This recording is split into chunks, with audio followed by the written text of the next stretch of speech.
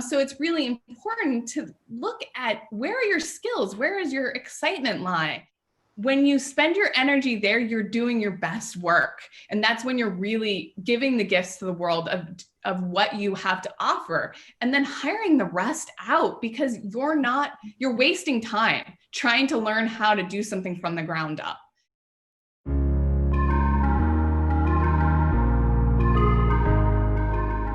My business is just me, so I need a marketing plan that I actually have time to do.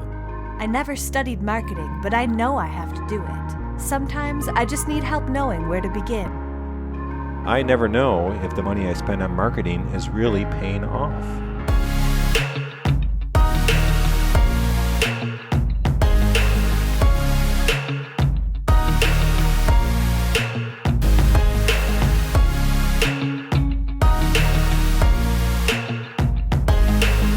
Welcome to Jotful's Marketing Made Easy. I'm Dawn Verbrugge, Jotful's CEO, two-time entrepreneur, former business school professor, and the one with the marketing experience. And I'm Natalie Bruno, Dawn's partner in crime, certified people person, and the one who speaks with small business owners every day about their website and marketing challenges. We're here to have practical and fun conversations with people who know a thing or two or three about how to get more customers for your business. Natalie. Dawn. What a fun and relevant topic we have today, yes? Yes, I actually think of all of the Marketing Made Easy webcasts that we've done, it's probably the most pertinent for certainly many of the customers that we serve, but probably a lot of small business owners. Yes, I absolutely agree. For those of you who don't know, I actually started my career in marketing, specifically in marketing communications, which is an aspect of marketing that I know Elena is going to touch on a lot today. I started as a graphic designer, and then I moved into marketing communications. And so I sort of walked out of there having a pretty good understanding of, if you were a small business, which aspect of marketing you needed pretty early on. But I know that this is a huge challenge for our customers. They just need a little bit of marketing help, but they're not going to bring on a full-time person usually, at least not at the start. What are you seeing from our customers or some of the small business owners you've been talking to, Natalie? Yeah, I mean, it's just, I hear this all the time. So I'll actually give two examples just so that folks who are on the call or or who are listening today might feel a sense of, oh, that's me. One prospect that I talked to, he came and said, I know I need email marketing. I think I need to be doing some blogging. But I'm really just not sure. Is it the advertise? Where should I start? Yeah. And who should I talk to? Mm-hmm. So that's one example. And that's the kind of thing that I hear all the time. Another, Barbara, sorry to call you out, but you said welcome. So I'm going to do it since I know you're listening in today. Barbara is somebody who pulled in a lot of people from her own network, and somebody to help with photography, somebody to help with branding, somebody to help with marketing messaging, us to help with the website, just a lot of people. And so, she was able to accomplish that and launch the website. And, it's absolutely can be done. But I think a lot of the challenges that people have are, how do you find those people? Yeah. Once you have them, how do you manage those people? Do you know the right questions to ask? Which pieces to do first or last, et cetera? Mm-hmm. Yeah. So I hear this all the time. So I think today's talk is going to be really helpful. Yeah. And it sounds like Barbara was kind of serving that role of general contractor almost, Mm-hmm. right, for her marketing. And I think for a lot of small business owners, just a question of, I don't know what I don't know, and who can help guide me through this process? And then, who are all the different people I really need on my marketing team, even if they're freelancers or they're part-time, but they're part of the team. And so you're getting the expertise that you need to actually grow your business. Super excited about this conversation today. And Elena Alexandra is really a pro on this. She is a member of our Jotful community. We met her at Natalie? Probably about a year ago. Yeah, maybe sometime within the last year. Who knows what's happened in the last year? But exactly, right? Yes. It's all very cloudy. I think I talked to her first and I said, Natalie, you have to meet this woman. She's really amazing. And I think that she has a lot of advice that's going to be really, really helpful to the business owners listening today. Yeah, so, and we sent a couple of customers her way as well who have loved working with her. So it's been a great collaboration. Yeah, awesome. You want to read her bio now? Yeah, sure. So Elena Alexandra is a design thinker, certified coach, and marketing strategist. She has a wholesome, creative approach to digital marketing strategy and a talent for zooming in on the essential elements. Elena has been a business owner for 10 years, working with entrepreneurs, small businesses, and beyond. Elena believes that the main purpose of marketing is to share your gifts with others. So you have a duty to do the job well so people don't miss what you have to offer. And I love that last piece. Welcome, Elena. Welcome. Thank you. Thank you so much for having me today.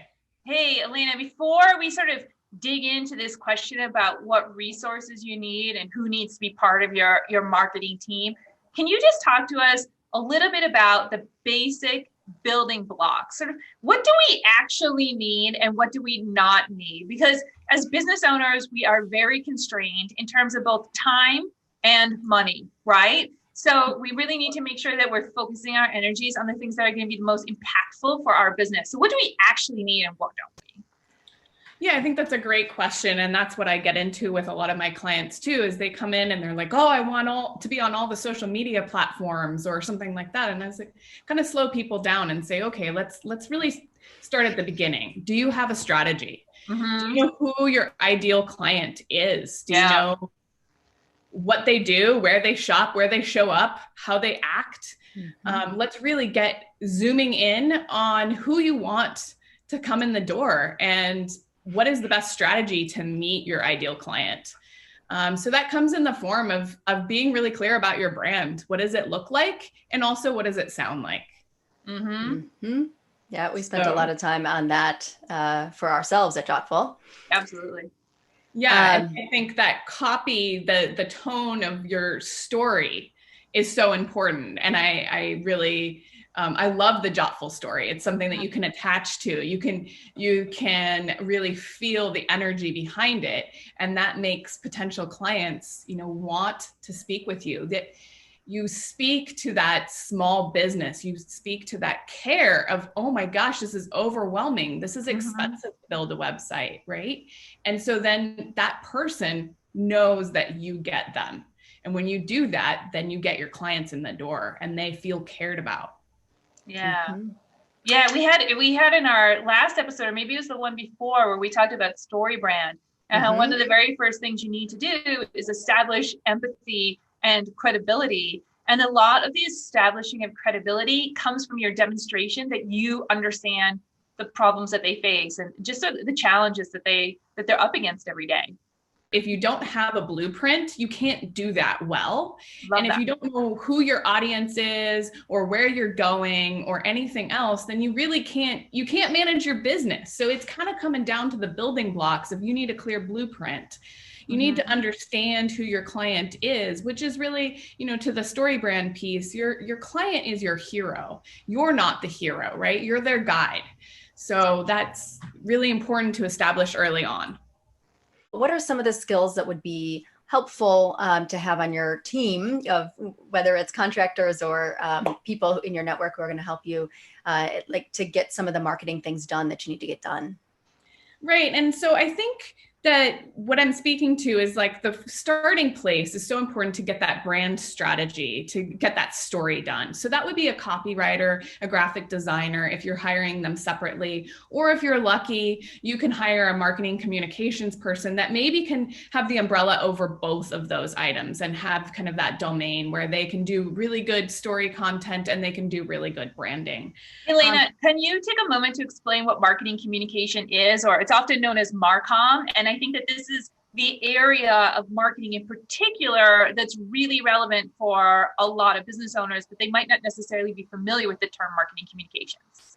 Yeah, for sure. I think, so marketing communications is really kind of the umbrella over all of the marketing and digital marketing realm.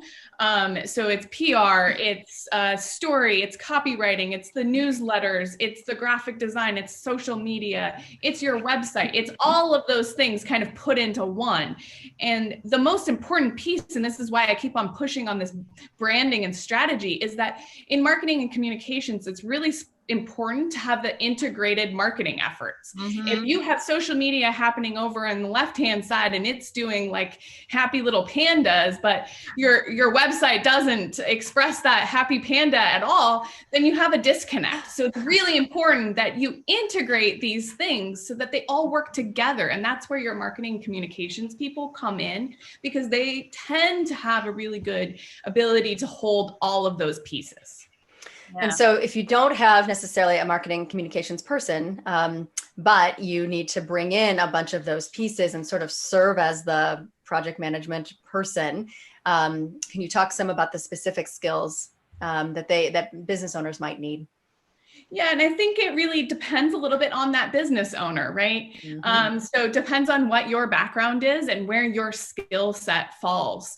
If you tend to have a good project management background, it's really possible for you to be able to pull in all of those different pieces of freelancers and kind of build almost your own agency to serve you in all of those marketing needs. If you really don't have that background and it's completely overwhelming to you, then having someone like myself who has that marketing communications background and can really serve in a lot of different domains, or can bring in under them someone who specializes maybe in SEO or social media, where it's maybe not my forte, but I can manage that person. So it's really important to think about where your skill set lands you. So if your skill set lands you in being really comfortable talking to multiple people and being able to kind of hold the full picture, then bringing in a copywriter and a brand person right up front is really important. Moving on from there, of course, having a website, super essential, right? Where Jotful can come in, or something more complicated if you're further along in the process. Social media person, someone in newsletter, email marketing, a specialist would be a really important person to have on your team. There's also, depending on what you're doing, you may want to have someone who's an expert in throwing events. Maybe that's someone who's really good at throwing virtual events these days. And so that could be a really useful marketing tool. So there's different people for, of course, each and every area. Yeah. So Elena, would you sort of think about what tasks you should do yourself and what you should outsource, primarily based on where your skills and interests lie? Yeah, I think it's really important to look at, of course, where your skills and interests lie. For a lot of people, they can maybe take quick photos on their camera, but maybe those aren't really good enough to showcase their wares. So then a photographer is absolutely essential. Maybe that same person is pretty comfortable, hangs out a lot on social media, and even likes to get in front of the camera and chit chat. So they can do some Facebook Lives, some Instagram Lives, and feel real comfortable doing that. So then they've got social media taken care of, and they can kind of manage that. So it's really looking at where are your skills falling and where are they not. And that's where I come back to like having someone who's kind of on your side, to really help you grow your business, to sit alongside you. So that might show up in the form of a business coach. That might show up in the form of a marketing and communications person. And that's where I brought in the last year, this kind of business coaching piece to my business, because it's so important to be able to sit down with someone and really care about their business and hear where they need to grow and what they're really wanting, to have that clear outcome. Because a lot of people go in, I need to do marketing. Okay, well, what is the outcome that you want from that marketing? So yeah, we need to do marketing, sure. But what does that mean? Do you want more clients in the door? Well, yeah, probably. Where do your clients hang out? What is it that you really, really want? How do you really want to engage with them? Yeah, I think you touched on something really interesting there, which is this point of expertise. Because as business owners, we're all time constrained, right? And we know that if we do something ourselves, it's free, at least from a labor perspective, right? There's an opportunity cost there. If we're doing it ourselves, that means that we're not doing something else in our business. And so I think, your point of expertise, sort of really looking at, if this is an aspect of marketing that's going to be really critical for moving the needle for my business, maybe this is the kind of thing where I bring in an expert to do it, right? And if something else is a little bit less critical, but not as time consuming, maybe that's something that I, as the owner, can do myself, right? I mean, it's really speaking to your zone of genius, right? I So it's love like, that. where do you light up? Where do you get excited? Why did you go into business for yourself for the first place? What really makes you want to spend time with people? How are you really excited about work? Mhm. And the places where you're like, oh my gosh, I have to do that accounting. Oh, or gosh, I have to figure out how to code WordPress. That's awful. Then you hire that out. That's when, like, you guys have really solved a problem for a lot of people, because you have these small business solopreneurs coming in and trying to learn WordPress because there's all these themes out there. Oh, you can do it yourself, right? Well, yeah, kind of, but it's actually learning a whole nother language, and it's really complicated, and it takes hours, and it crashes, and then the plugins cause conflicts, and now your site is down. And what? You just spent 5 years trying to figure this out, and your business isn't launched. It's not there. So it's really important to look at, where are your skills? Where is your excitement lie? And spend your energy there, because when you spend your energy there, you're doing your best work. And that's when you're really giving the gifts to the world of what you have to offer, and then hiring the rest out, because you're wasting time trying to learn how to do something from the ground up. Yeah. Yeah. So let's take a few moments here and talk about where to find people. Yeah. So where and how, and to identify the people that can help you. Yeah, I mean, I think that, again, what's going on with Jotful is a great place to start. So it's a fantastic resource of some of the most talented people that I know. And so that's a really wonderful place. Most people are going to give you that first introductory call for free. So 30 minutes, you get to sit down, meet and greet them, ask them some questions, find out about their background, find out where their skills and talents lie, and see if that matches up with you. And then, of course, matching up your personality and their personality are really important too. Let's face it, we have to work with this person, right? They're going to be an integral part of your business. So your attitudes and how you feel when you have that conversation is super important. Yeah. Yeah. In addition to Jotful community, I know that one thing we often like to do as well is just find somebody whose marketing we admire, but a company that's not competitive with us, and call them up and say, who did this for you? Right? Because if you like that piece, that means basically getting a view of their portfolio. Yeah, that's super true. And I think also just like asking around, asking your friends and family, asking your business mastermind, all of the chambers. Chambers are a great place to find people as well. And then, of course, it's really important to look at their work, to talk to people who have worked with them in the past, because that's also really important, just to get a feel for, I think character match is almost more important than anything else, because if you're not working, like I said, you're working with this person on a regular basis. If you don't trust them and you don't have that camaraderie with them, that relationship, it really doesn't go that far.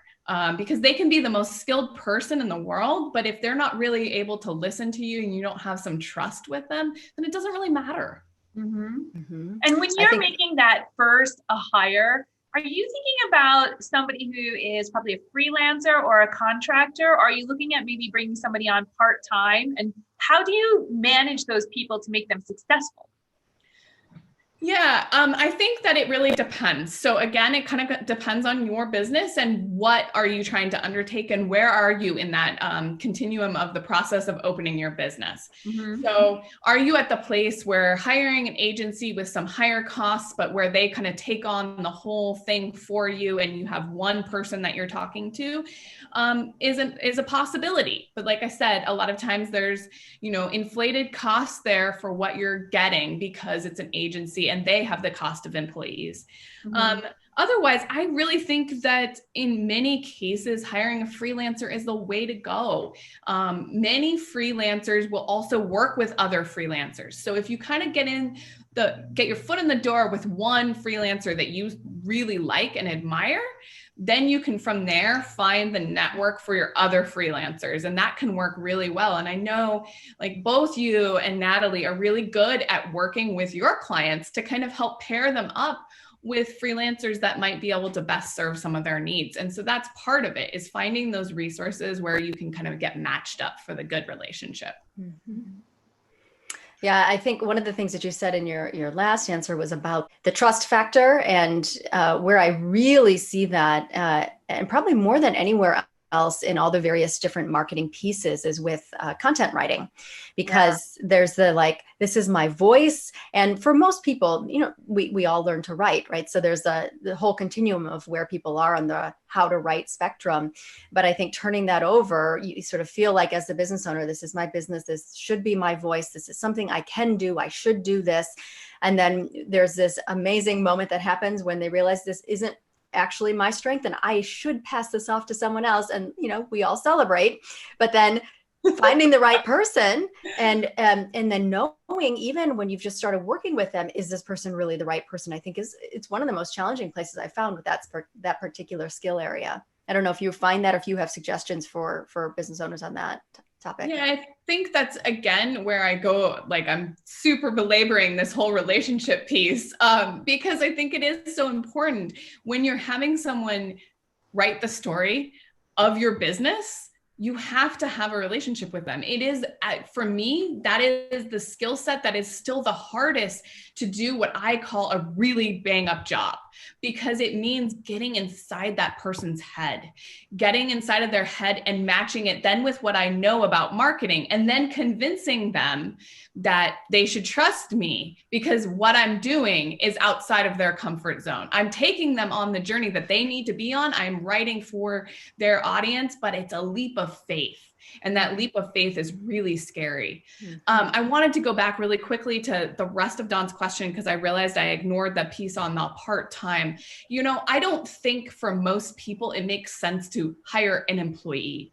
I think that a lot of freelancers are really excited to get sort of a contract kind of position where maybe we're familiar with it as like a retainer in the law realm. So saying, hey, I will pay X amount of money per month to kind of have you on retainer. There's a lot of freelancers who would love to work on that sort of realm. And that way you get a little bit more dedicated support, because that's the challenge working with freelancers, is their time is precious. They have lots of projects and it's hard to fit all of that together. And so that's part of what sometimes business owners feel of like, oh, maybe I'm sliding to the back burner. One of the ways to put yourself front and forward is to say, okay, I'm going to commit to 10 hours a week from you. And so it's not necessarily a W-2 contractual relationship. It's still a 1099, but you have a certain commitment to that freelancer. So now you have some priority. Yeah. One thing we do when we're bringing on new freelancers or contractors in any type of role is that we start with some kind of creative brief, right? And we begin by explaining to them who is our customer, how, what's important to them, what are the challenges, what are the pain points they're facing, where can they be found, and what is it that, this particular campaign is that we're going to work on together, what are the objectives of this campaign, and then kind of turn it over to them to help us develop the tactics for the campaign and build it out. Is that how you usually work as well with a creative brief? Because I think a lot of our customers and a lot of the business owners we talk to aren't familiar with the concept of a creative brief. Yeah, Dawn, I mean, that's the contractor's dream world when they work with a business owner who has that information when they're hiring you to work on a campaign. You're like, oh my gosh, okay, this is like candy land. My experience with when I come in to work with business owners is they don't have that. Right. Most business owners bootstrap themselves into creation. They haven't gone through the full branding process because they think of branding as just their logo. Which it's not. It's so much more. It's all of the photos. It's the story. It's all the colors. It's your font. It's so much more, as you know. Yep. And so most business owners don't have that. And that's where I always come in and I say, okay, we can't go to the zoo until we've figured out the road to the zoo. Right. Right. Sorry for my crazy analogy. That's a fun one. No, I really want to go to the zoo, Elena. Right. And you've got to think about, what do you need to go to the zoo? Like, are you going to pack a lunch? How long are you going to be there? Is the weather going to be okay? Do you need an umbrella? I mean, these are all of the things. And it's like all the business owners that are, kind of bootstrapping themselves through. I get it. All they want to know is, how do they get to that destination? They want that destination. But that journey is so important. So having the creative brief, having the details about your audience, about the cares, all of these things, it's not garbage to spend time there. Yes, it costs some money, but the thing is the amount of money that it saves is tremendous, because you waste time.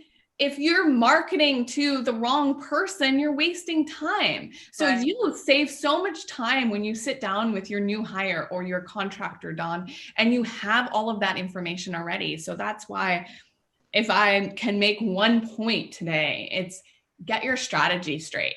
Figure out what that creative brief is about your business. Because it serves as that blueprint. It serves as that filter for all decisions about your business. It helps you decide who to hire. And once you have it, you can just use it over and over and over again with every contractor you work with. Absolutely.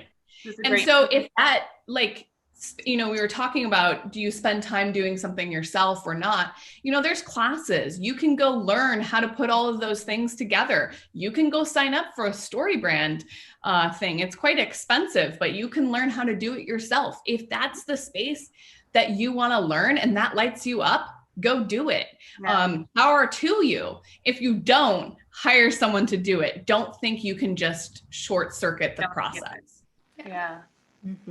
So I think we're going to wrap it up right there. Elena, it was wonderful to have the conversation, as I knew it would, and a pretty hot topic, I think, for our business owners. So thank you, everyone, for joining today. And thank you, Elena, for being our superstar marketing expert. Thank you so much for having me today and for hosting us. I really appreciate it. Thank you so much for joining us. Bye. All right. Well, that's a wrap. If you enjoyed this episode of Marketing Made Easy, please subscribe to Jotful's YouTube channel. That's JOTTFUL. That way, you'll never miss an episode. We'll meet you on the next one.